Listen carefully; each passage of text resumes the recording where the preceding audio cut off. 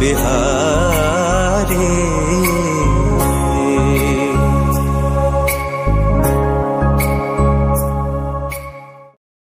हरे हरे कृष्ण कृष्ण कृष्ण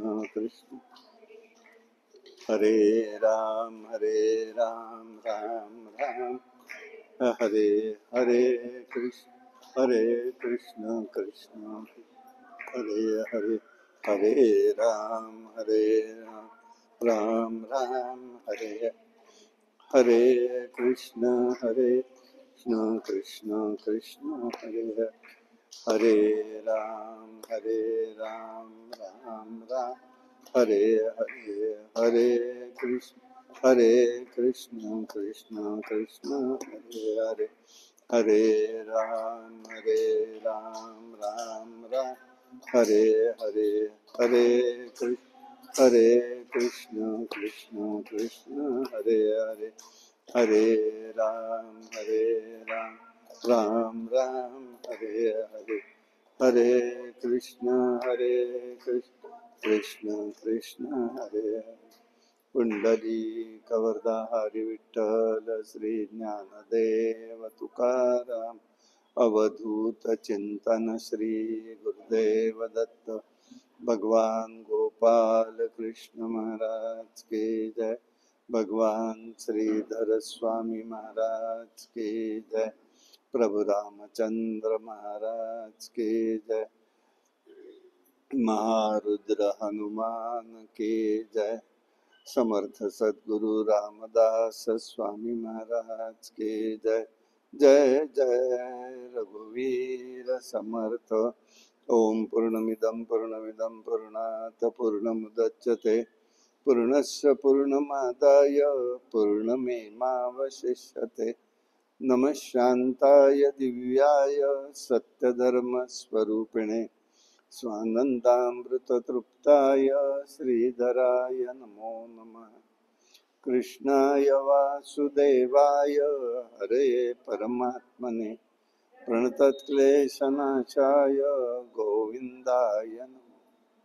चरितं रघुनाथस्य शतकोटिप्रविस्तरम् एकैकाक्षरं पुंसां नाशनम् आदिनारायणं विष्णु ब्रह्मणं च वसिष्ठकं श्रीरामं मारुतिं वन्दे रामदास सद्गुरु श्रीधरम्।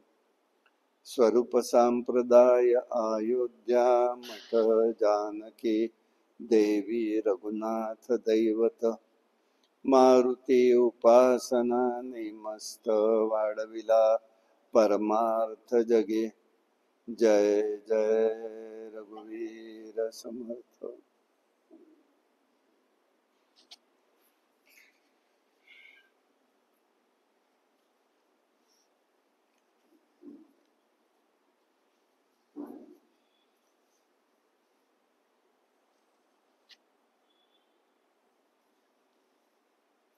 महादेव उवाच शतयोजन विस्तीर्णं समुद्रं मकरालयं लीलयान् पुरा आनंद संदेहो मारुतात्मज ध्यात्वा रामं परात्मनमीदं वचनं ब्रब्रवीत् पश्यन्तु वानरा सर्वे गच्छन्तु मा विहास्यसा।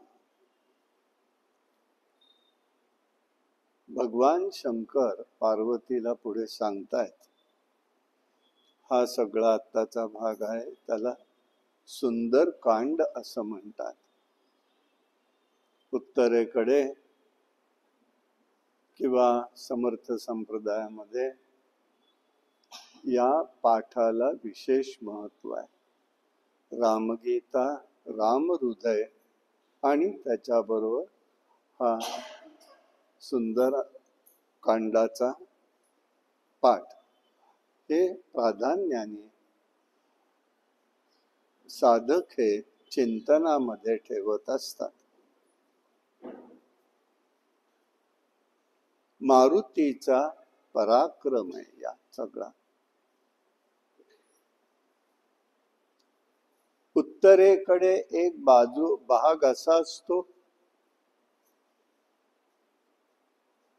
की या वेळेला साक्षात मारुती सुद्धा हे ऐकायला येत असतो. हा अनुभव आहे त्या लोकांना.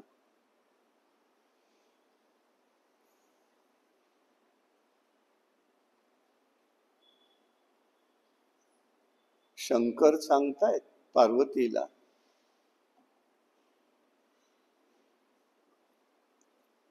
शंभर योजने विस्तार असलेला हा समुद्र आहे. मकरालय याचा अर्थ असा की ते मगरी वगैरे पुष्कळ आहेत.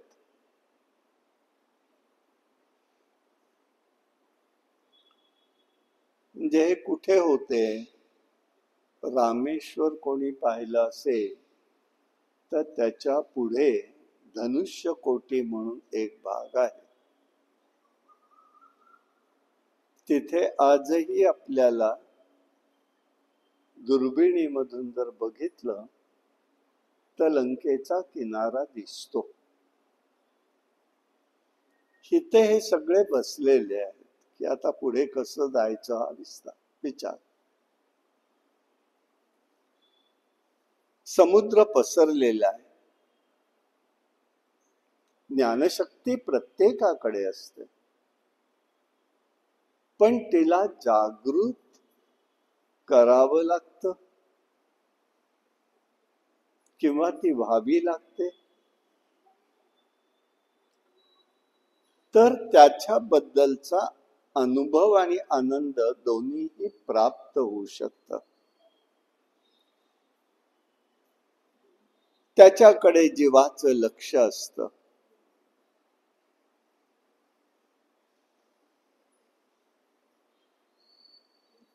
हे ज्ञान जीवाकडे पाहत असतं. गंमत आहे इथे महादेवांचं सांगणं आहे, जीवाकडे ज्ञान हे जीवाकडे पाहत, जीव मात्र बाहेर पाहतो.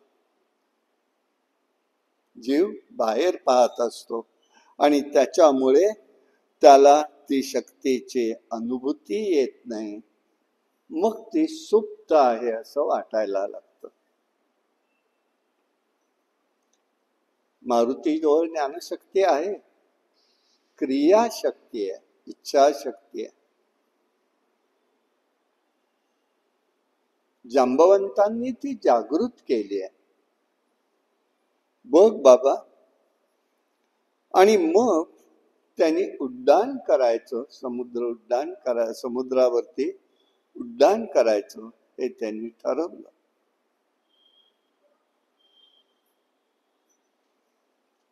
आता मारुतीच्या मनामध्ये विचार आलेला आहे, म्हणून त्यांनी केलं काय?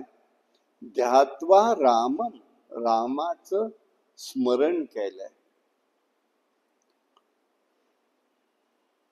हा अपार समुद्र सुद्धा ज्याचं नाव घेतल्यावरती पार होऊ शकतो, तेव्हा मला हे काही जड नाही, रामच मला करून नेईल.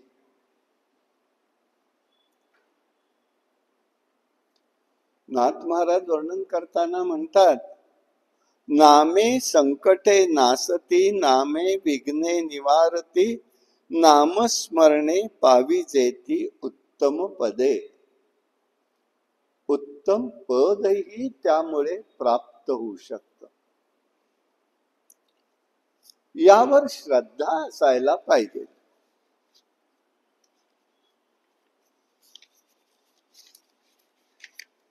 त्याच्या पदरी निराशा येणार नाहीये, हेही लक्षात घ्यायचंय.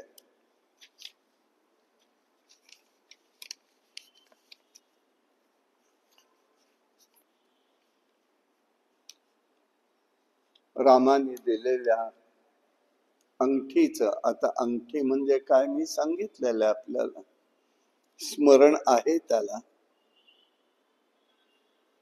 रामाचं स्मरण केलं, मग अंगठीचं स्मरण केलं म्हणतोय. म्हणजे अंगठीचं स्मरण काय करणार तो? म्हणजे ती जे काही सांगितलेली गोष्ट आहे ते त्यांनी आठवून लक्षात घेतलेली आहे. असा विचार करून त्यांनी आपले बाहू पसरले, पुच्छ लांब केलं, दोन्ही पाय आखडून दक्षिणेकडे तोंड करून एकदम उडी मारली आणि आकाश मार्गाने तो जाऊ लागला.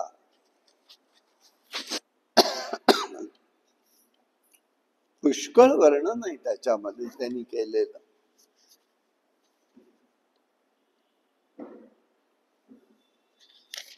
लंकेत प्रवेश करायचा आहे ही एक कल्पना त्याच्या मनामध्ये चालू झाली आहे. स्वर्गलोकी देवांना मात्र वाटलं महाबुद्धिमान आणि असा पराक्रमी हा वानर चाललाय खरा, पण लंकेत प्रवेश कसा करणार? आणि यासाठी एक गोष्ट अशी सदैव असायची, कोणतीही महत्वाची चांगली गोष्ट असताना करायची असताना कधीही गाजावाजा करायचा नसतो, नाही तर विघ्न निर्माण होतात. त्याच्यामध्ये काही दोष आहे असं नाही आहे, पण विघ्न मात्र ह्यांच्याकडे असं चालू लागलंय, होऊ लागलं, हे सुद्धा घातक होतं. विचार तिथे बुद्धी शुद्ध असेल का नसेल माहिती नाही आपल्याला, भाव अशुद्धी होते. म्हणून हा त्या ठिकाणी आता देवांनीच ह्याच्यामध्ये विघ्न आणायचं ठरवलं. आता काय याला म्हणणार? देवच त्या ठिकाणी ठरवतायत की हा प्रवेश करेल का नाही. म्हणून नागांची माता सुरसा हिला सांगितलंय देवांनी, जा बाई त्याला विघ्न मध्ये. आता नसते उठा ठेव काही गरज होती का? नाही केलंय देव, तरी काय कमी आहेत का? आज चाललं बघतोय ना आपण कसं चाललंय ते. परिवेगळ्या विघ्न आणणं हे काम, हे सूत्र हे त्यातलं एक सारखंच आहे. आज आहे तेव्हा नव्हता, आज आहे आज आहे तेव्हा नव्हता, असं काही नाही. हे सर्व काळ आहे.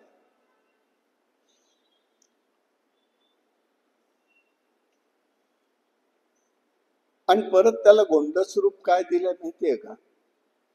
त्याचं सामर्थ्य आणि बुद्धी काय काम करते हे आम्हाला बघायचंय. आता काही गरज आहे का? पण नाही. हेच विचार जर व्यक्त केला गेला त्याला काय अर्थ आहे?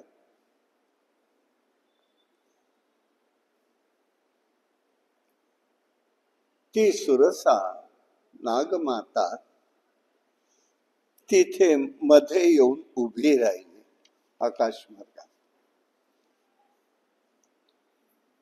मला भूक लागली, मी तुला गिळून टाकणार. माझ्या मुखामध्ये तुला प्रवेश कर, मी प्रवेश स्वीकारणार आहे तुला. व्याकुळ झालेली आहे. देवतांनी मला तुझ्याकडे भक्ष्य म्हणून पाठवलं आहे. सांगूनही टाकते, मला खायला सांगितलंय. मारुती त्यावेळेला म्हणतोय हनुमान. म्हणून अखंडपणे एक गोष्ट लक्षात ठेवावी, मान कोणताही बघू नये. अभिमान नको, दुराभिमान नको, कुठलाही नको. पण एकच मान आपल्या जवळ असायला पाहिजे, म्हणजे ते हनुमान. एक हनुमान आपल्या जवळ जर राहिला, हनुमान जवळ म्हणजे काय? त्याची बुद्धी, त्याची भक्ती, त्याचा पराक्रम, त्याच्यातलं असलेली जागृतता ही आमच्यामध्ये आली पाहिजे. तो म्हणतोय, हे माते मी रामाच्या आज्ञेने निघालेलो आहे. तिने देवांचा उल्लेख केला ना, म्हणून यांनी सांगून टाकलं रामाच्या आज्ञेने निघालोय. जानकीचा शोध करायचा आहे. रामाला मला जाऊन त्याची खुशालीही सांगायची आहे. मग लागलं तर मी तुझ्या मुखामध्ये प्रवेश करेन, मी तुला नमस्कार करतो, पण माझा हा जाण्याचा रस्ता तू सोड.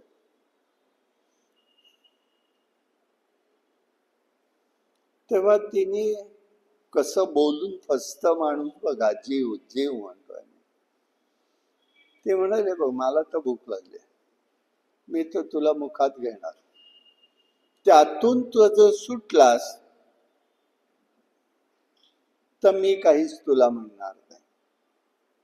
मी माझं भक्ष्य शोधेन, तुला जायला पाहिजे, पण माझ्या मुखातनं तू सुटला पाहिजे. बरं म्हणाल, उघड मुख म्हणाला. तोपर्यंत मारुतीने आपलं भव्य शरीर वाढवलं. तीही लगेच त्याच्या दुप्पट झाली. हा दुप्पट आहे हे म्हटल्यावर हाही परत दुप्पट झाला, ती पुन्हा दुप्पट झाली. तिचा अकराळ विकराळ जबडा पाहिला. आता तिला याला अणिमा लघिमा या शक्ती प्राप्त होत्या, दिव्य सिद्धी.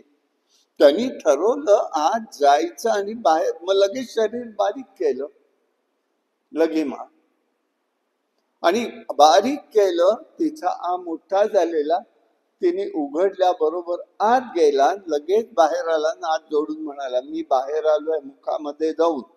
हे त्यांनी जोरात सांगितलं.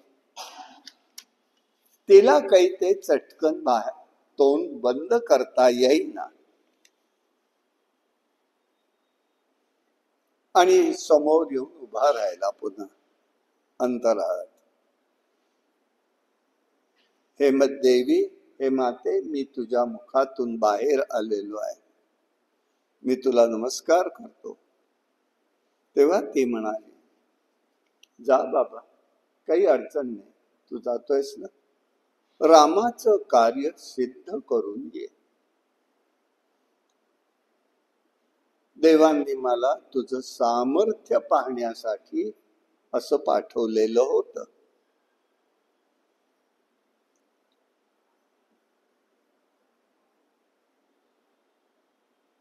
आता तू मात्र सीतेलाही भेटशील, रामाकडेही परत जाशील, आणि तुझ्या या सगळ्या तुमच्या प्रयत्नाला विजय प्राप्त होईल. एक दुसराही अर्थ आहे. नागांची माता म्हणतात. नाग आणि सर्प कशाचं प्रतीक आहे? की जे सगळ्या देवतांनी स्वीकारलंय, नागाला आणि सर्पाला सगळ्यांनी स्वीकारलंय. ते प्रतीक कशाच आहे? ते काळाचं प्रतीक आहे. काळाला पाय नाहीत, हात नाहीत, नागाला हात नाहीत, पाय नाहीत, तो सरसर पुढे जात असतो, काळही पुढे सरकत असतो. किती गेला अनंत आहे, किती राहिला शेष आहे, सांगता येत नाही. आणि त्यामुळे सगळ्या देवतांच्या भोवती तो आहे. बघा, शंकरांच्या गळ्यात विष्णू शेषशाही आहेत, देवीने हातात धरलाय, गणपतीने कमरेभोवती ठेवलाय, सगळ्या देवतांनी स्वीकारले. ते काळाचं प्रतीक आहे. हे ह्याच्यात महत्वाचं आहे. हा काळ पुढे आलेला आहे, त्याच्या काळ तो सांगतोय, हे लक्षात घ्यायचं. ह्याच्या पाठीमागचे अर्थही फार महत्वाचे आहेत. नुसतीच वरकरणी गोष्ट नाहीये ती. मग मारुती मात्र पुढे गरुड पक्षाप्रमाणे पुढे जाऊ लागला. आकाश मार्गाने जात असताना मैनक पर्वतावरती समुद्राने मैनक पर्वताला सांगितलं, बाबा जरा आता तुझं विशाल रूप प्रगट कर आणि मारुतीला विश्रांतीसाठी थांबव. हा निघाला. समुद्रात तो आच्छादित होता. त्याची शिखर रत्नांनी आणि स्वर्णांची होती. मारुतीला विसावा घेण्यासाठी मैनकांनी सांगितलं. उंच झालेला होता खूप. आणि त्या ठिकाणीच एक राक्षसीण आलेली आहे. ती छायाग्रही आहे, म्हणजे ती व्यक्तीला प्रत्यक्ष धरत नाही, छायेला पकडते, जीवाला शरीराला त्या मागे खेचते.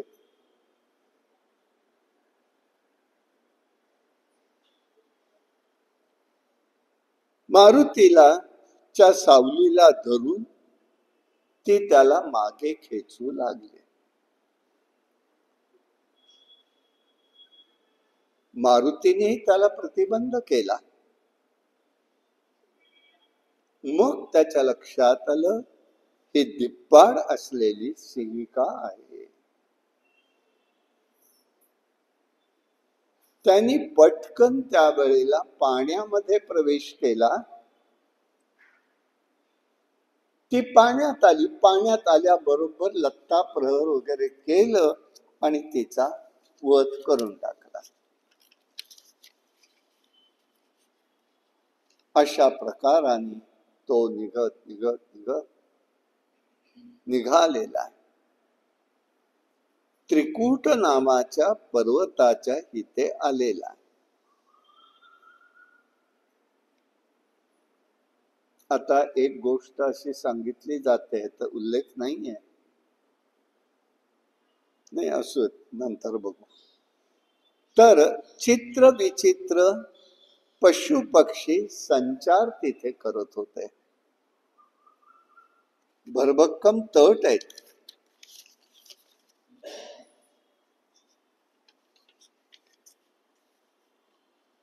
तटाभोवती खंदक आहेत. आता लंकेत प्रवेश कसा करायचा असा प्रश्न आहे.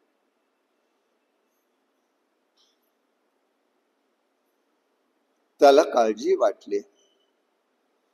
तो रात्र व्हायची वाट बघू लागला, की म्हणाला नको, दिवसा गेलं तर सापडेन यांच्या तावडीत, त्यापेक्षा रात्रीची वेळ बरी.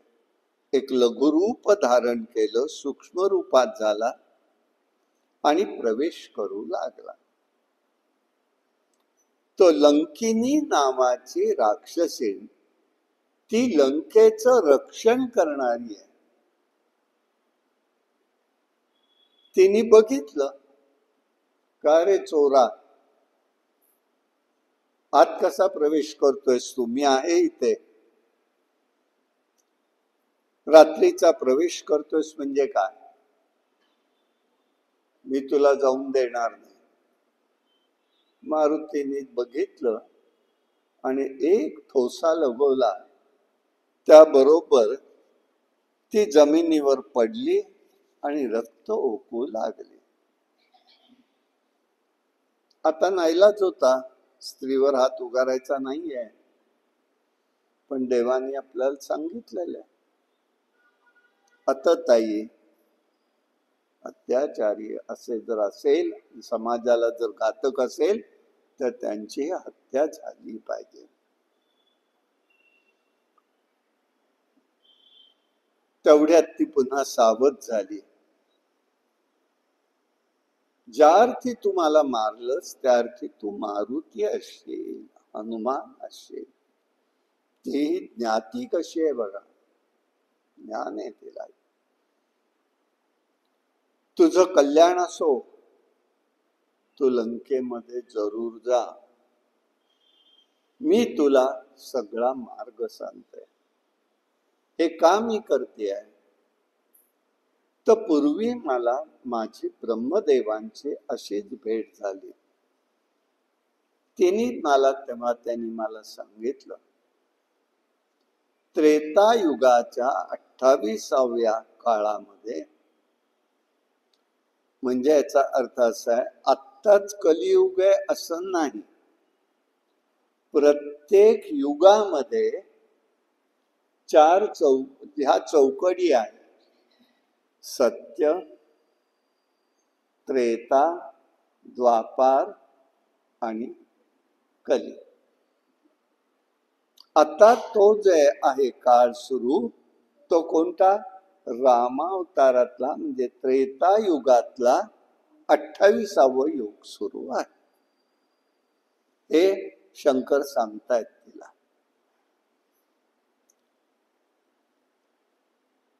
निर्विकारी असलेला नारायण परब्रह्म रूप जो आहे, तो राम रूपाने दशरथचा पुत्र म्हणून जन्माला येणार आहे.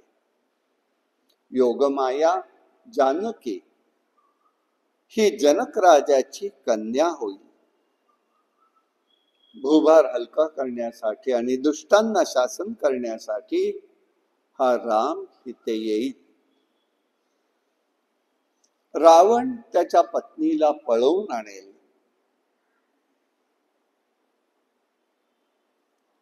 पण त्या अगोदर त्याचा दूत तुझ्या इथे येईल.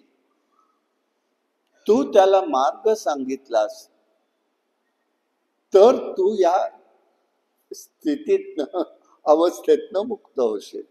पण तो कसा ओळखायचा म्हणाली?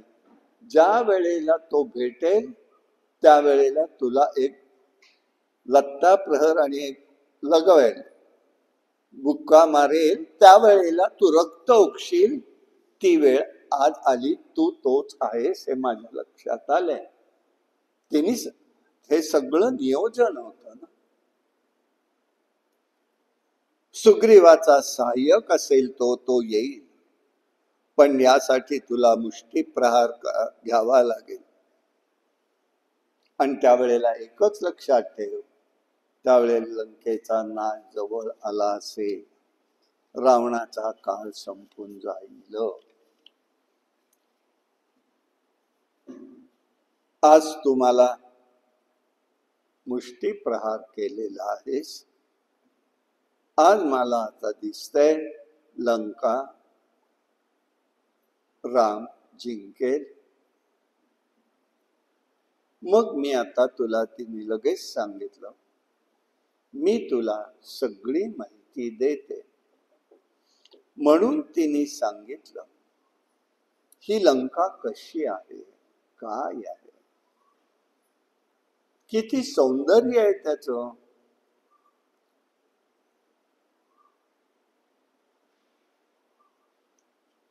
म्हणजे हे तपसाधनेनी प्राप्त केलेलं, हे तपसाधने.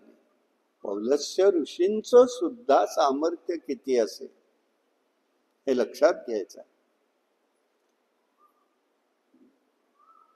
तिथे सुंदर अंतःपुर आहे, निरनिराळे महाल आहेत.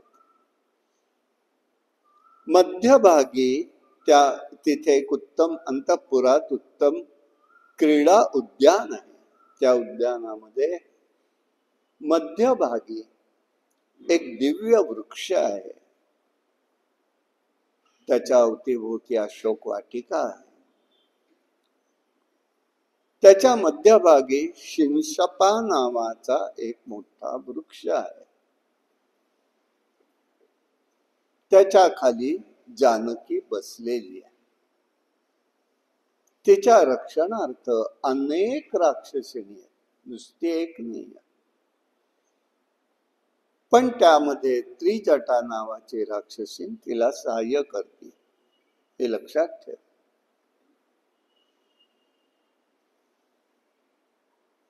तेव्हा तुझी आणि तिची भेट होईल.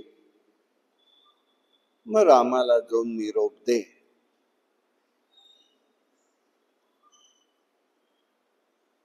अशा प्रकाराने तिने सगळा मार्ग सांगितला.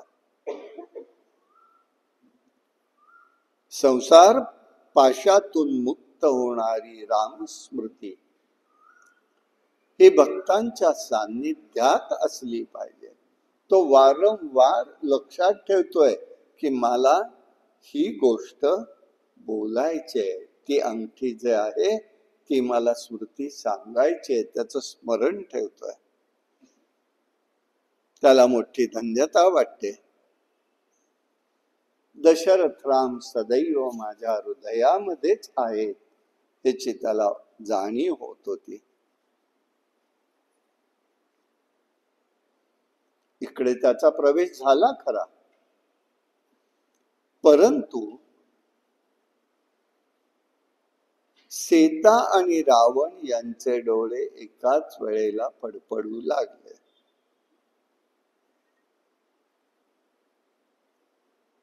रात्रीच्या वेळी सूक्ष्म रूप धारण करून मारुतीने सगळी नगरी अवलोकन केलेली.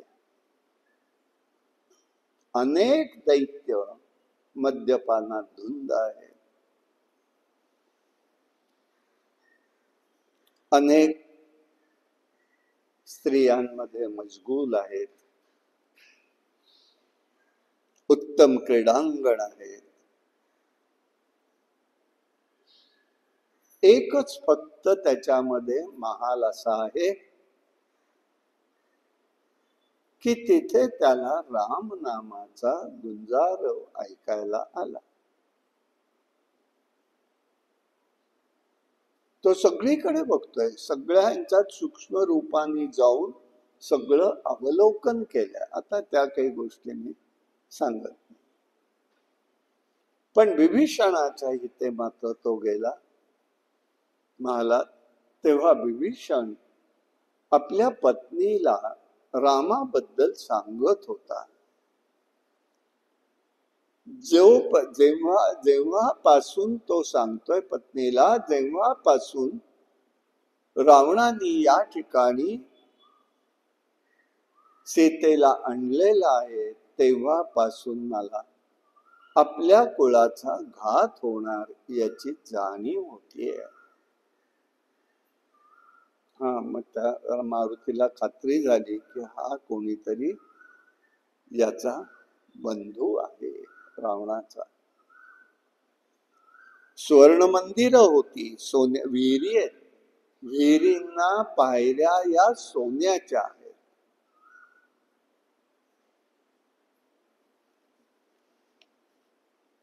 इतक्यात एक देवालय दिसलं, त्याचं शिखर उंच आहे, रत्नांचे स्तंभ आहेत त्याला. तो पार करतोय, सगळं बघतोय. रावणाच्या इथे आला, त्याला माहिती नाही ना कोण आहे नक्की. जरी त्या लंकिनीने सांगितलं असलं तरी मन चिंते ते वैरी न चिंते. रावणाच्या इथे मंदोदरी दिसल्याबरोबर त्याला वाटलं हीच तर सीता नाही ना.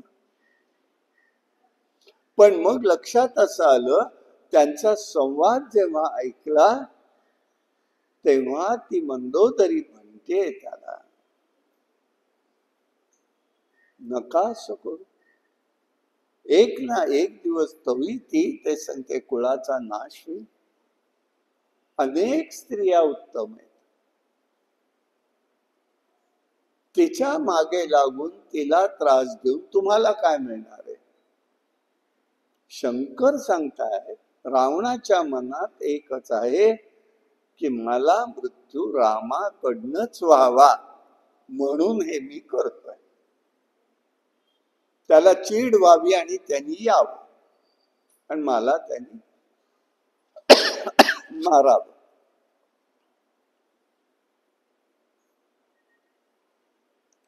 मग त्याची खात्री झाली की रावण पत्नीच असेल, आपण तिथून बाहेर येऊ. म्हणून तो बाहेर पडला, अशोक वनामध्ये आलेला आहे. मध्यभागी असलेल्या झाडाखाली एक स्त्री बसली आहे. 2-3 मशाली जळतायत. अखंड भगवंताचं चिंतन चाललेलं असे ती दुःखी स्त्री त्याला दिसली. आता त्याने अधिक लघु रूप धारण केलं आणि तो ती ज्या झाडावर खाली बसले त्याच्यावरती तो गेला. आणि मग सगळं तो अवलोकन करतोय. त्याच्या अवतीभोवती राक्षसणी आहेत. न जाणो आत्ताच आपण रूप प्रगट केलं तर गोंधळ होईल, तिला त्रास होईल. मग थोडा आरडाओरडा ऐकायला आला. म्हणून हा जरा सावध रीतीने पाहू लागला. रावण म्हणतोय, रामा,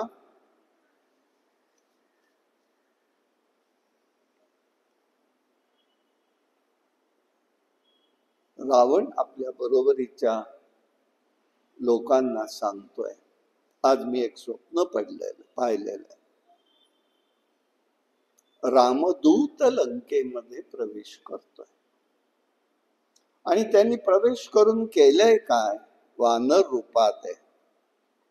नुसतं वानर रूप नाही, इच्छानुरूप तो त्या ठिकाणी रूप धारण करणं ही त्याची शक्ती आहे. सूक्ष्म धारण करून तो शिरलेला आहे. तो वृक्षात आहे, तो सीतेकडे पाहतोय.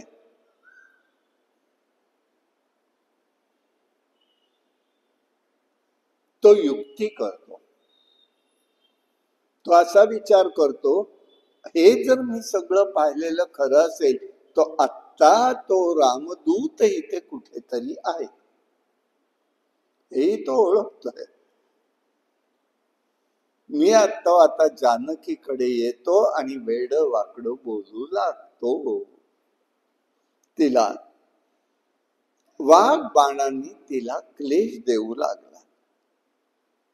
ती भयभीत झाली. रावणाची सुद्धा गंमत आहे बघा. इतकं करून पळवून आणलंच ना, मग तिला असं का ठेवायचं होतंस? तो तिच्याकडे पाहू शकत नाहीये. ती मायावी शक्तीच अशी होती. अन्यापुरती ती गलित गात्र झालेली आहे. पण तिची तेजस्विता जशी प्रगट होऊ लागली तसा तो समोरही येऊ शकत नाही.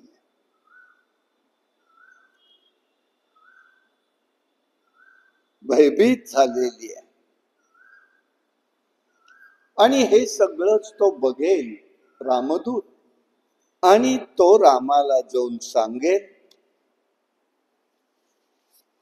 आणि रावण लवकरच येऊन मला मुक्त करेल. घाबरलेली आहे सीता.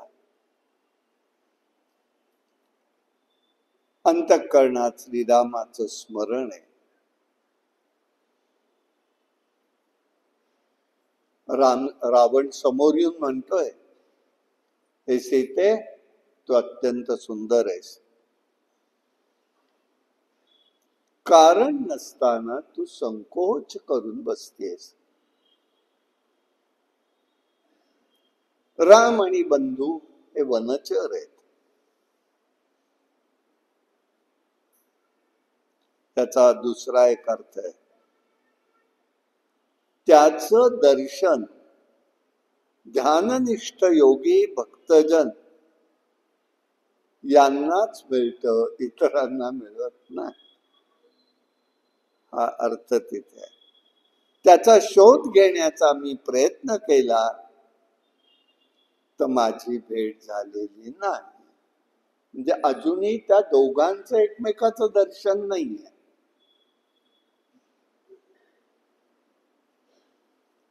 अन्यायाने गेल्यानंतर राम प्राप्ती त्या जीवाला कधीही होत नाही, हे लक्षात घ्यायचंय.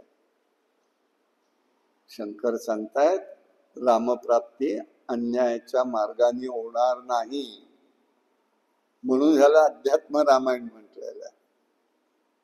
शिकवण आहे, धडा, एक एक वस्तुपाठ आहे त्याच्या पाठीमागे. राम संपूर्ण काम आहे. मला वाटतं तो म्हणतोय, रावण म्हणतोय, तुझ्यावर रामाचं प्रेम खरं म्हणजे नाहीच, म्हणून तो येऊ शकला नाही, मग तुला भेटू शकला नाही. तो पूर्ण काम आहे. तिथे वर्णन करताना तो म्हणतोय राम हा पूर्ण काम आहे. पूर्ण काम त्याच्या दृष्टीने म्हणजे काय आहे, तर त्याला स्त्रीविषयी कोणतीही असतानाही प्रेम नाही. तिने वरलं का बरं? लक्ष्मीने रामाला विष्णूंना न मागे तयाची रमा होय दासी. ती तो कोणाची इच्छा करत नाही ना, माझी पण करत नाही ना, म्हणून मी त्याला वरते. मी वरते, त्यांनी मला वरलेलं नाही.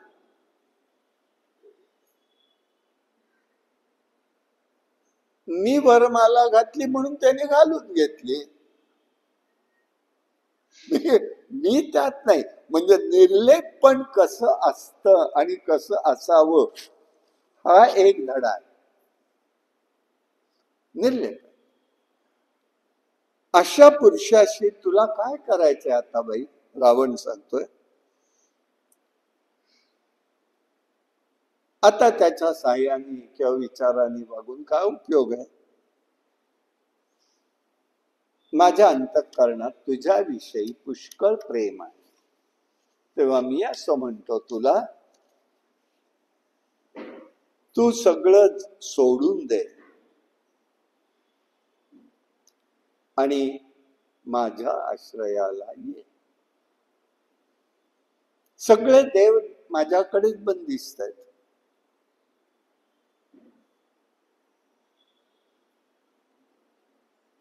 सीता ही आदिशक्ती आहे, गुढार्थ आहे. माया परब्रह्माच्या आश्रयाने राहते आणि ईश्वर तिच्या मायेच्या समीप असतो. त्यांनी का आणलंय पळून? ईश्वर मायेच्या जवळ असतो. माया सदैव त्याच्या समवेत असते. या माया गुणावर आसक्त तो होत नाही. तो नाही आसक्त होत तरी सुद्धा.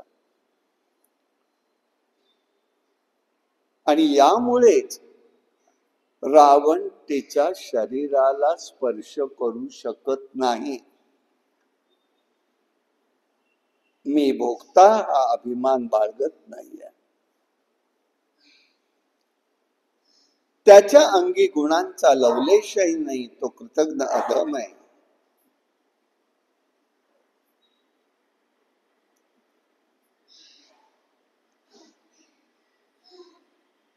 तो कृतांत आहे. म्हणजे काय? तस संचित क्रियमान आणि कर्माचा नाश तो करून टाकतो. न धर्मनीती, तो नाश करून टाकतो. अधमहा अर्थात शब्द विषय यामुळे तो होत नाही असा अवर्णनीय स्वरूप त्याचा आहे. असा जो आहे राम, तो तुझ्यावर काय प्रेम करणार ग? तू कशाला विचार करतेस?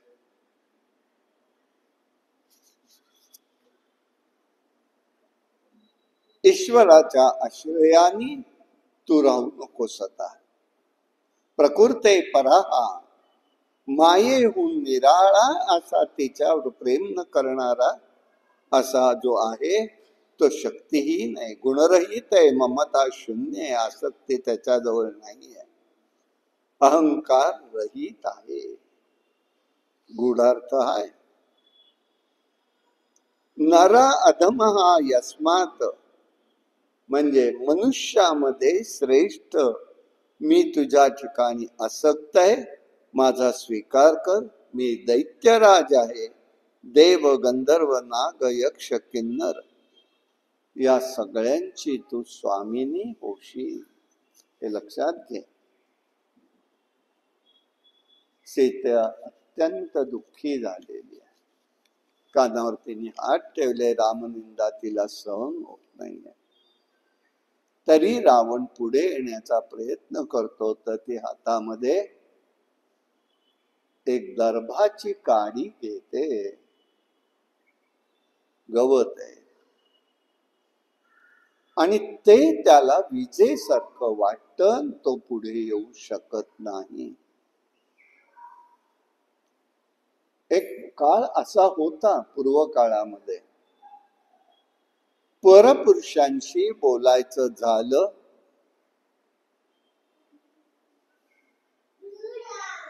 तर त्यावेळेला कोणीतरी मध्यस्थ असल्याशिवाय बोललं जायचं नाही. लहान मूल तरी पाहिजे, पण असायला. तिने काडी धरलेली आहे, कारण अदृष्ट शक्ती ही सत्वशील ठिकाणी तातडीने विपरीत कार्य करते. सत्वावरती पहिला परिणाम होतोय बघा तुम्ही. साधी गोष्ट आहे, दूध आहे. दूध कधी नासेल पटकन? मिठाचा खडा पडला तर तात्काळ नासेल ते. पण केशराची काडी पडली तर सुगंध येईल, सुगंध येईल त्याला. आणि म्हणून हे तिने ओळखलं. सीता म्हणतेय, इतकं जर होतं तुझ्याजवळ सामर्थ्य, तर भिक्षू रूपात का आलास? रावण रूपातच यायचं होतंस.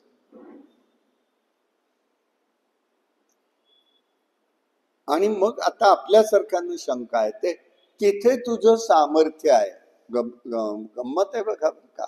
तिथे तुझं सामर्थ्य जर प्रगट होऊ शकतं, तर जेव्हा तो पळवायला आलेला तेव्हा कुठे गेलो होतो? तेव्हा का नाही कळू तुला?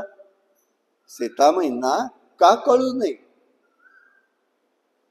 तर हे कळण्याच्या मध्ये एक पडदा होता. कोणता पडदा होता? संशय आत्मा विनश्यती. भगवंत सांगताय, संशय काय आहे तिच्या मनात? रामावर संकट आलंय, लक्ष्मण जात नाही, याचा अर्थ त्याला माझी अपेक्षा आहे. तिथे तिचं सगळं सत्व संपून गेलं त्या क्षणाला. त्यामुळे अशा अधम लोकांच्या बळी ती जाऊ शकते. म्हणून या ठिकाणी आपल्या, हे बघा, नाथांच्या बाबतीत झालेलं होतं असंच. एक स्त्री त्यांच्याकडे श्रीमंत घरची प्रवचनाला यायची आणि ती त्या ठिकाणी ऐकायची. आता नेहमी येण्यामुळे त्यांचं वाटलं काय झालं काय नाही, चौकशी. मग तिने म्हणावं, या एकदा आमच्या घरी. येईन म्हणायचं. ते कशाला जातायत मी येतात. पण एक दिवस कुठेतरी कामाला गेले. ती स्त्री दाराच्या बाहेर आली होती. नाथ जाताना दिसले. अहो, मी इथेच राहते, या ना आत्ता, काही अडचण नाही, येऊन जा, 1-2 मिनिटं घराला पाय लागू देत आपले. म्हणून ते आतमध्ये जातात. जाऊ देत आहे, बोलवतात. मुद्दामून येणं होत नाही. आता आलोच, 1-2 मिनिटं जाऊन जाऊ. गेले. सबंध वाड्यामध्ये एकटीच होती. मगाशीच सांगितलं असावं काय लागतं म्हणून. त्यांनी विचारलं, अहो एवढा मोठा वाडा आहे, सगळं आहे, तुम्ही एकट्याच राहता का इथे? त्यांना काही माहिती नव्हती. माहिती असायचं कारण आहे. मग त्यांनी सांगितलं, नाही, माझे मिस्टर आहेत, ते त्यांच्या खोलीत आहेत. पण आता आलेल्या आहेत. अनायसा आलेल्याचा अनपेक्षितच आहे सगळं. मलाच पण मला आपल्याशी समागम करायची इच्छा आहे. नाथ म्हणाले, मी त्यात नाही, मला यात घेऊ नका, माझा त्याच्याशी संबंध नाही, मी हा निघालो. थांबा म्हणाली, असं काही करू नका, मी आलेच. आलेच म्हणून आत जाते,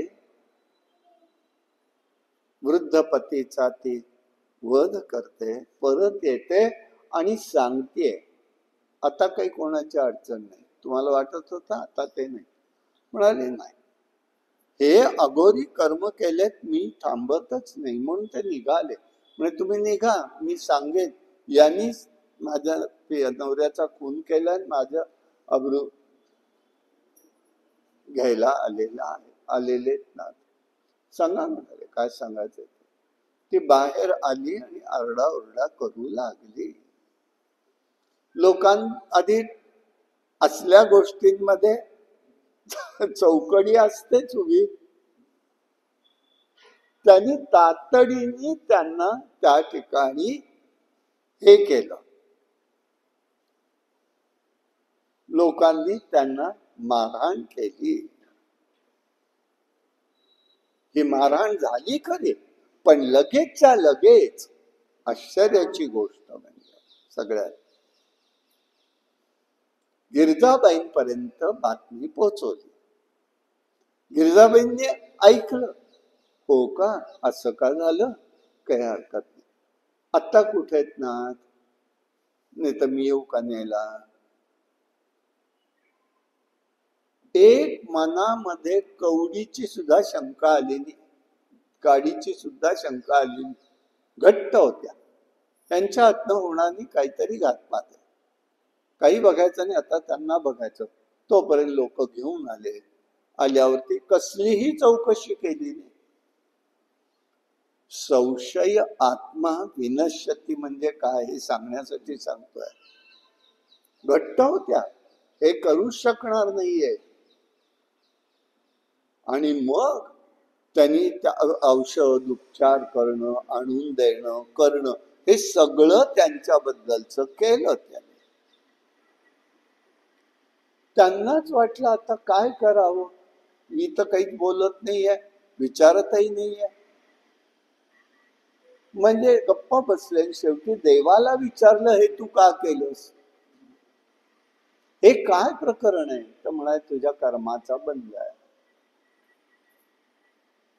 गेल्या जन्मीचा.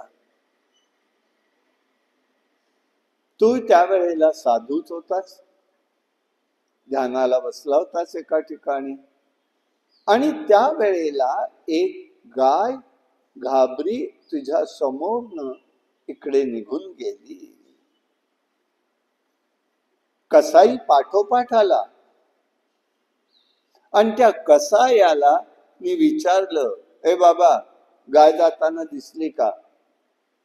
म्हणून प्रत्येक वेळेला सांगितलेले शब्द लक्षात ठेवा. प्रत्येक वेळेला खरंच बोललं पाहिजे याची गरज नसते, म्हणून खोटं काही करायचं नाहीये. त्यांनी सांगितलं, हो, इकडे जाताना गाय पाहिली. हा कसाई गेला, त्या गाईला पकडलं, तिला मारलं. पुढे जन्म येताना हा जो कसाई होता तो तिचा नवरा होता, ती गाय होती ती स्त्री होती, आणि हा जो साधू होता ते नाथ होते. ऋणानुबंधात संपत नसतो. कुठल्या रूपाने कुठे कोणाचा उभा राहील सांगता येत नाही. आणि लगेच मग त्यांना काहीच माहिती नाही, पण त्या एकदम बोलून गेल्या, नाथ काळजी कशाला करता, मी आहे ना, मायेनी मी आहे म्हणत नाही, तुम्ही काळजी करू नका, आई भगवंताची काहीतरी नियोजन असेल. हो, हसले आणि म्हणाले, तू म्हणतेस ते बरोबर आहे, मी आत्ताच देवाला विचारलं. म्हणून संशय एकदा का आला कुठेही, विनाश आहे निश्चित ओळखावं. म्हणून सध्याच्या काळात मी म्हणणार नाही, सावध राहा म्हणणार आहे, सखंड सावध राहा. सध्याचा काळ अनुकूल कशालाही नाही. उगीच्या उगीच तोही भ्रम धरून चालणार नाही, तिथे सावध पाहिजे. मग त्यांनी सांगितलं, बाई तू बघ, ती म्हणतीये भिक्षूच्या रूपात आलास ना, आणि राम जवळ नसताना माझं हरण केलंस, त्याचं फल तुला मिळेल, तुझं शरीर विदीर्ण होईल, हे तिने सांगून टाकलं. रामाच्या मानव रूपाची तुला ओळख नाही, आता मला नक्की वाटतंय त्याच्या हातून तुला मरण येणार. रावण संतापला. तलवारीने मारणार म्हणून तो पुढे गेला, तोच मंदोदरी पुढे आली. कशाला मारताय का मनुष्य स्त्रीला? इतर अनेक स्त्रिया या जगात आहेत, तिलाही वरण्यास त्याही वरण्यास योग्य आहेत. कुळाचा नाश होईल, हिचा नाद तुम्ही सोडून द्या. रावण राक्षसिणींना सांगतोय आजूबाजूला, सीतेला भीती दाखवून आदर करून युक्तीने प्रयुक्तीने माझ्याकडे येईल असं करा. 2 महिन्यात ती जर आली नाही तर तिला मारून आणि तिला मारून माझ्या फराळाची व्यवस्था करा. एवढं म्हणून रावण निघून गेला. राक्षसी बोलत होत्या, रावणाला अंगीकार नव्हता. तारुण्य व्यर्थ घालवू नको म्हणतोय, तिचे तुकडे खाई. ही सगळी भीती दाखवण्याचं प्रयोग सुरू झाले. पण त्रिजटा नावाची एक वृद्ध राक्षसीने, ते तर स्त्रियांना सांगते, माझा ऐका, जरी राजा म्हणत असला तरी तिला कोणीही त्रास देऊ नका, तुमचं त्यात कल्याण आहे. तिला उलट तुम्ही नमस्कार करत जा. मी नुकतंच एक स्वप्न मला पडलेलं आहे. रावण ऐरावतावर बसून कमल श्रीराम प्रभू येताय, लंका जळतीये, रावणाचा वध झालाय आणि नग्न स्थितीत असलेला रावण हा शेणाच्या डोहात पडलेला आहे. परंतु विभीषण सावध झालाय आणि विभीषणाने त्याची सेवा कबूल केली. रावण कुटुंबाचा वध झाला, विभीषणला राज्य दिलंय, हे सगळं मला दिसलंय. हे ऐकल्यावरती सगळ्या राक्षसींनी घाबरल्या, सगळ्या गाढ झोपी गेल्या. सीता मात्र भयभीत होती. तिला वाटलं मरण यापेक्षा बरं. आता सगळी शांतता झाल्यावरती झाडावरती मारुती रामाचं गीत गाऊ लागला, रामचरित्र गाऊ लागला.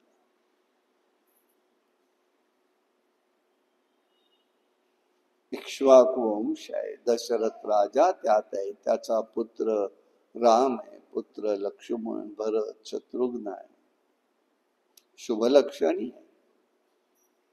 पित्याच्या आज्ञेने तो या ठिकाणी दंडकारण्यात आला, पंचवटीला राहिला.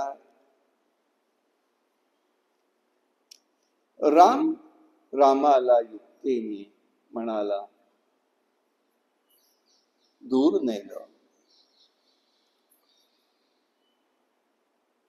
आणि जनक सीतेचं कन्या सीतेचं हरण केलं.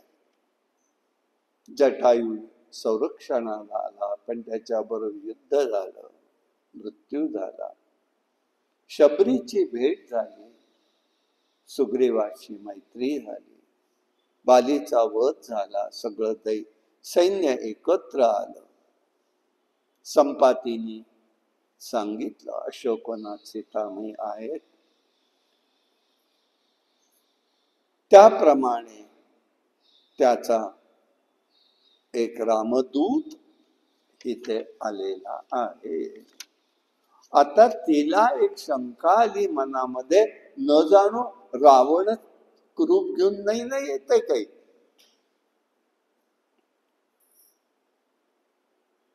मग त्यांनी तिथे बोलता बोलता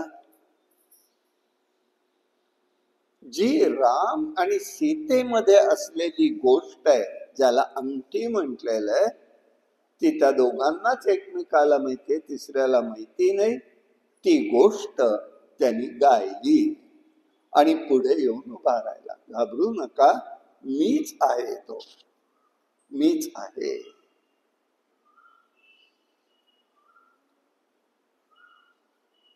मारुतीने हात जोडले, हे माते, मी रामाचा सेवक आहे, रामाचा दास आहे, सुग्रीवाचा सचिव आहे. माझं नाव वायुपुत्र हनुमान मारुती असं मला म्हणतात. जानकी म्हणते, वानरांची मनुष्याची मैत्री कशी घडली, हा रामाचा दास कसा झाला,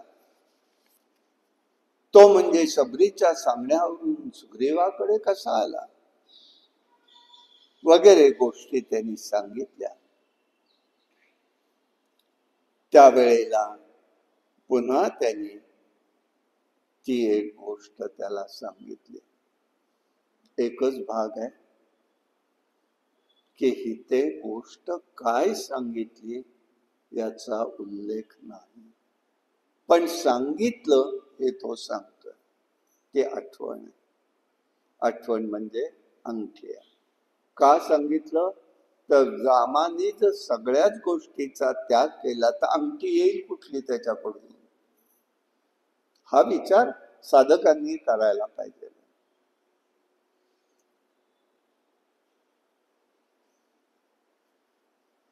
रामनामानी काय होतं तर योगमाया त्वरित अधीन होते व संसार करून जाणं सोपं जात. ते म्हणते, वानरा,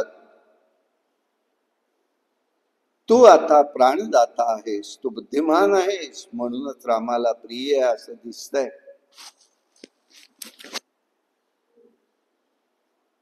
म्हणून तुला रामनाम घेता आलं आणि तू त्या ठिकाणी मला ही गोष्ट सांगू शकलास.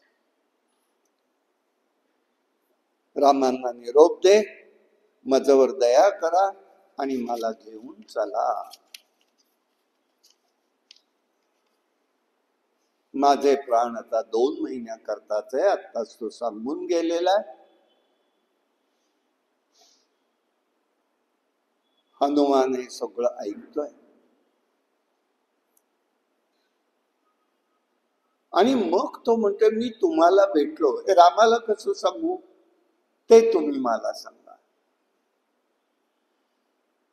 तेव्हा ती डोक्यातला चुडामणी, पूर्वी अलंकार होते, आता अलंकाराचे बेपत्ताच झालेत, सगळंच सुटलंय.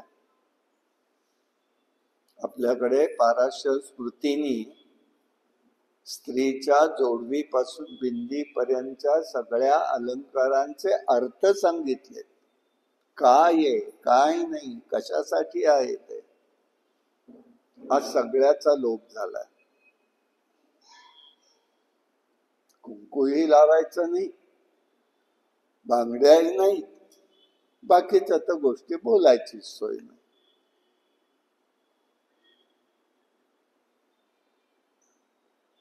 तिथे त्याचे अर्थ सांगितले. चुडामणी म्हणजे काय. आता तिने सगळ्याचा त्याग केला तर तिच्याकडे चुडामणी येईल कुठला. बर, अशा वेळेला एक महत्वाची गोष्ट असते. अशा वेळेला काही गोष्टीसाठी तीच गोष्ट द्रौपदीची पण दिसते. द्रौपदीने प्रतिज्ञा केली आहे, केस सुटे ठेवायचे नाही. हे मी अनेक वेळा बोललोय, आता त्याच्यात बोलत नाही. पण जर सोडेस ठेवायचे झाले तर कधी माणूस जाईल त्या दिवशी त्या घरातल्या स्त्रीनी अंघोळ केली की केस बांधायचे नसतात. पण मग द्रौपदीने काय केलं, ज्या वेळेला केसाला दुःशासनाने हात लावला तेव्हा म्हणाले, त्यांचा सगळ्यांचा नाश झाल्याशिवाय मी केस बांधणार नाही. म्हणून तिने सुटे ठेवलेले आहेत, प्रतिज्ञा आहे तिची. तसे हिच्या जवळ सगळेच जर अलंकार तिने स्वीकारले, घेतलेच नाही, बरोबर काहीच घेतलं नाही मंगलसूत्राशिवाय, तर तिच्याकडे येईल कुठलं, ही शंका नको का? मग ती म्हणाली, हो मी तुला चुडामणी देते. चुडामणी असतो कुठे सांगा? अलंकार हा केसातला. केसात आंबाडा घातला की वर ते आकडा असतो, तो त्याला फूल असतं, पण सुवर्णाचं फूल असतं, त्याला चुडामणी म्हटलेलं आहे. आमच्याकडे वंश परंपरागत काही गोष्टी राहिल्यात, त्यातली ती एक गोष्ट राहिली. आईनी मग यांच्याकडे दिलंय की तुझ्याकडे राहू देत, आता तू मोठीच आहेस. म्हणजे सांगायचा उद्देश काय आहे माझा, की तो काय आहे त्याचा अर्थ असा आहे की तिने एक गोष्ट आमच्या दोघांच्या जी झाली ती मस्तिष्क मध्ये मी ठेवलेली होती, ती मण्यासारखी जपलेली आहे, ती मी तुला सांगते. म्हणून जयंतची हकीकत जी चित्रकूटामध्ये घडली होती ती तिने त्याला सांगितली. त्याचा उल्लेख आहे बर का. पण तिने स्मृती कशाची दिली आहे? तो चुडामणी तिच्या दृष्टीने. ती कोणती दिली? ती म्हणाली, राम माझ्या मांडीवरती झोपले होते, मी रामाचं स्मरण करत होते, माझा उजवा पाय एका बाजूला दिसत होता, इंद्राचा मुलगा जयंत तिथे आलेला आहे, काकचा रूप घेऊन तो आला आणि त्यांनी माझा अंगठा टोच मारून फोडला. ती जागा आज दाखवतात चित्रकूटात. फोडला, रक्त वाहू लागलं, पण त्यांची झोप मोडेल म्हणून मी काही केलं नाही, हालचाल केली नाही. पण रक्त इतकं आलं की ते रामाला च्या शरीराला स्पर्श झाला त्याचा, आणि त्याच्यामुळे ते जागे झाले. कोणी केलं? तोपर्यंत हा कावळा उडाला, रामाने बघितलं, दर्भ त्याच्यावरती टाकलं, तो त्याचा डोळा गेला आणि मग सगळं कळालं, हा जयंत आहे, इंद्राचा पुत्र आहे. तो शेवटी एकाक्षय म्हणून आजही कावळ्याला एकाच डोळ्याने दिसत. त्यांनी क्षमा मागितली, चूक झाली माझी, मला काहीतरी उशाप द्या. तेव्हा त्यांनी सांगितलं, जेव्हा जीव हा स्थूल देहाचा नाश करेल त्यावेळेला, तो जेव्हा इकडे परलोकात येईल त्यावेळेला त्याच्या इच्छा आकांक्षा असतील तर तू त्या पिंडाला स्पर्श करू शकणार नाहीस, पण तू स्पर्श केल्याशिवाय त्याला गती नाही. म्हणून ते आहे कर्म. आमच्याकडे वेळ जात नव्हता आणि कोणाला काही द्यायचं म्हणून नाहीये, आम्ही करायलाच पाहिजे ती कर्म. ही गोष्ट इथे मात्र शिवजी सांगतायत आणि त्याच्यामुळे त्यांनी ती गोष्ट सांगितली. अशा प्रकाराने अमोघ अस्त्र ते ठरलेलं होतं.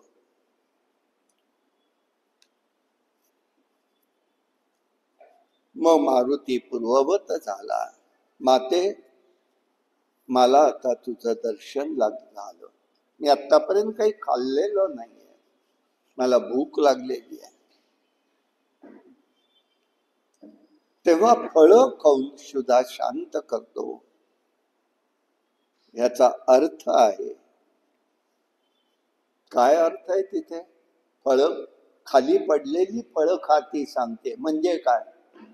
कर्मण्येवाधिकारस्ते मा फलेषु कदाचन. जे देवाला अर्पण केलेलं फळ आहे तेच खायचंय. आता तोडायचं नाही याचा अर्थ. याला कुठे मिळणार आता तो खाली पडलेली फळं? म्हणून हे बहादर गेले, झाडं सगळी हलवली, फळं सगळी पडली, काय मिळतील ती फळं चांगली खाऊन टाकली. आता रावणाला हे वृत्त कळालेलं आहे. मारुतीकडे त्यांनी काही लक्ष सेना पाठवली, त्याला पकडायला लागले, पण काहीही पकडता आलं नाही. शेवटी वानर रूप त्यांनी प्रकट केलं. इकडनं तिकडे, तिकडनं तिकडे. सेनापती आले, मंत्री आले, सगळ्यांना त्यांनी पाठ दाखवली. रावण पुत्र अक्ष आलेला आहे. आपल्यावर तो प्रहार करतोय असं लक्षात आलं, तरी त्याला तो हुलकावणी देतो. मग इंद्रजीत आला. हा म्हणाला, मी याचा महाल काल पाहिला, त्याची चर्चा ऐकली, हा रावण पुत्र आहे म्हणाला. आता आपण हे करू, रावणाला बघू प्रत्यक्ष कसा आहे तो. म्हणून त्यांनी त्याच्याकडून बांधून घेतलेला आहे. ब्रह्मास्त्राने त्याला बांधलंय. रावणाकडे आणलेलं ओढत ओढत. मारुतीचा अखंड जप चालूच होता. अज्ञानातून जरी कर्म घडलं तरी त्यातल्या फळाबद्दल किंवा त्याच्याबद्दल सगळं स्वरूप नष्ट करण्यासाठी, फलोन्मुखता नष्ट करण्यासाठी राम नाम हे अतिशय उत्तम आहे.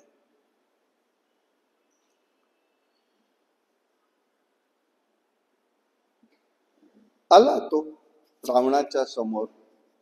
रावणाच्या समोर आल्याबरोबर तो त्याला मारलंय, त्याने ऐकून घेतलं, समोर उभा राहिला.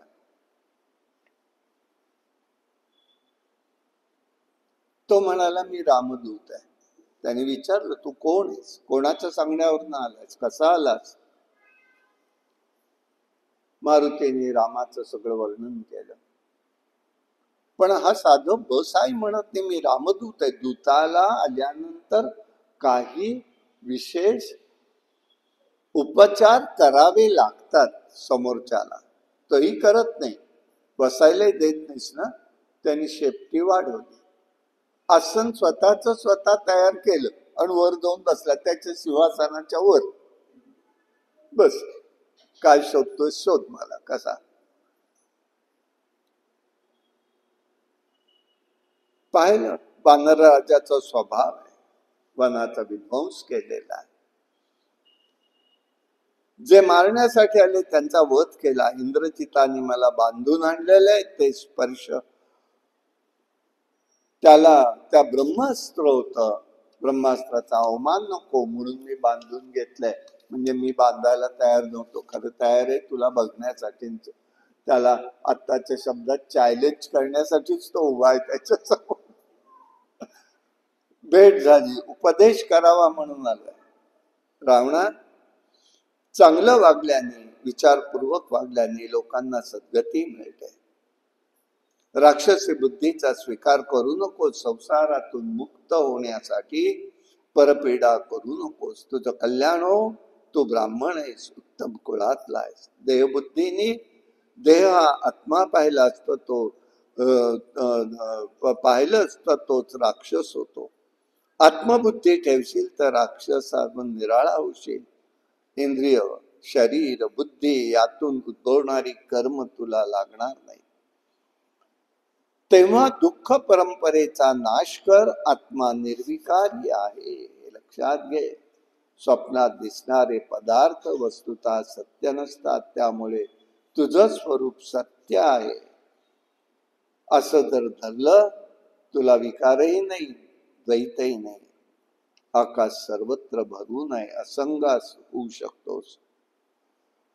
तेव्हा मन अहंकार विकाररहित कर. रामाला शरण जा, तुला त्या ठिकाणी सद्गती प्राप्त होईल. विष्णू भक्ती कशी आहे हे सगळं त्यांनी सांगितलं. रावण अधिक भडकला. त्या वानराला फार धिटाईने बोलतोयस, माझ्याशी कोणी एवढं बोलत नाही, तू बोलतोयस, त्याला पकडा मारा सांगू लागला. तेव्हा मारुती म्हणाला, अरे अदमा, किती येऊ देत, कोणी मारू शकणार नाही. त्यांनी राक्षसांना सांगितलं, अरे मारा म्हणाले. विभीषण उठला, म्हणाला, विभीषण होता दरबारात. एक तर पशु आहे, तो वानर आहे, त्याला मारू नकोस. बर तो दूत आलाय, त्यालाही तू मारू नको, दूत म्हणून तरी मारू नको. आणि एक त्यांनी युक्ती केली, तू किती पराक्रमी आहेस हे आता त्यांनी पाहिलेलं. रामाला कोण बातमी देईल? हा रामाचा दूत आहे, त्याला सोडून दे. त्याला पाहिजे तर त्याला मारण्याची शिक्षा देण्यापेक्षा इतर शिक्षा दे, पण त्याला सोडून देतोय, त्यांनी सांगितलं. शेवटी त्याला ते पटलं. वानरांना रावणाने विचार केला, सगळ्यात अभिमानाची गोष्ट कोणती असते? ते शेपूट. तेव्हा शेपटीला म्हणाले, चिंध्या बांधा, त्याच्यावरती तेल ओता आणि त्याला पेटवून द्या.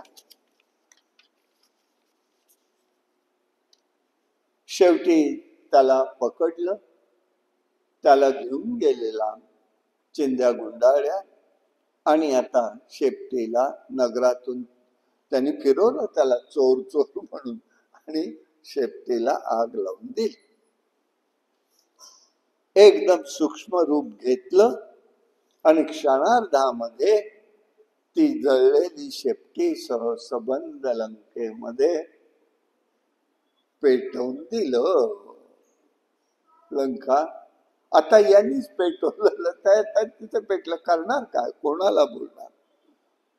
आणि अग्निनारायणाला त्यांनी सांगितलं, बाबा रे, विभीषणाच्या घराला काही करायचं नाही.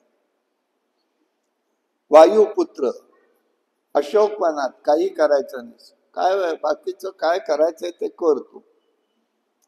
हे सगळं झालं. सीतेला वृत्तांत कळला, ती अग्निनारायणात प्रार्थना करू लागली, बाबा रे, मारुतीला धोका होऊन देऊ नको.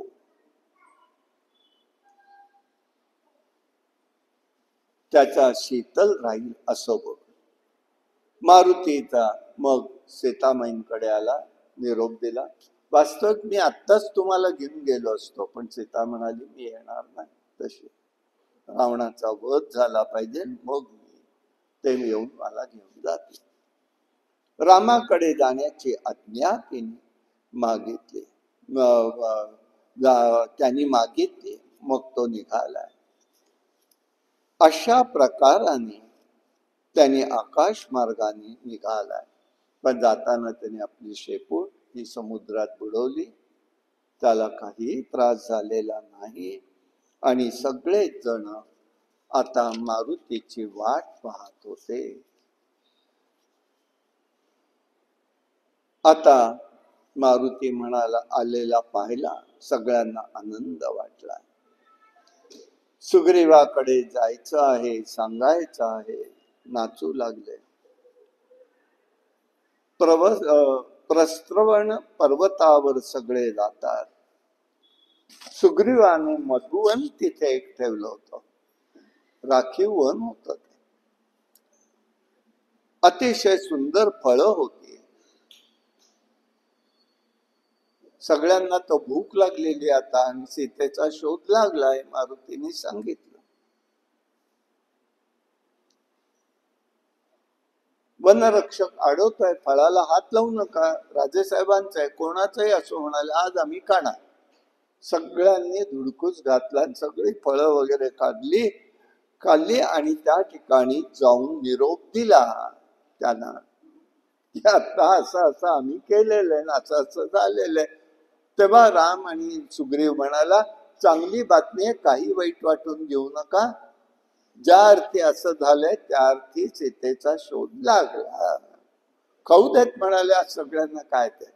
मग तो इकडे आलेला आहे आणि मग सगळ्यांना निरोप द्यायचा म्हणून तो इथे आलेला आहे. आणि मग त्यांनी सगळी हकीकत रामासमोर प्रगट केलेली आहे. मग सगळ्यांनी त्याला आलिंगन दिलेलं आहे, सगळ्यांना आनंद वाटला. अशा प्रकाराने प्रभूंनी त्यावेळेला त्याला त्या ठिकाणी आलिंगन दिलं. तो देवांचं कार्य केलंच म्हणाला. म्हणून आणि आता काय होईल ते आपण उद्या बघू. कायेन वाचा मनसेंद्रिये वा बुद्ध्यात्मना वा प्रकृती स्वभाव करोमि यद्यं सकलं परस्मै नारायणाय समर्पये. हरि ओम तत्सत. विठ्ठल विठ्ठल विठ्ठल विठ्ठल विठ्ठल विठ्ठल विठ्ठल. पुंडलिक वरदा हरी विठ्ठल. श्री ज्ञानदेव तुकाराम प्रभु रामचंद्र महाराज की जय. महारुद्र हनुमान की जय. जय जय रघुवीर समर्थ.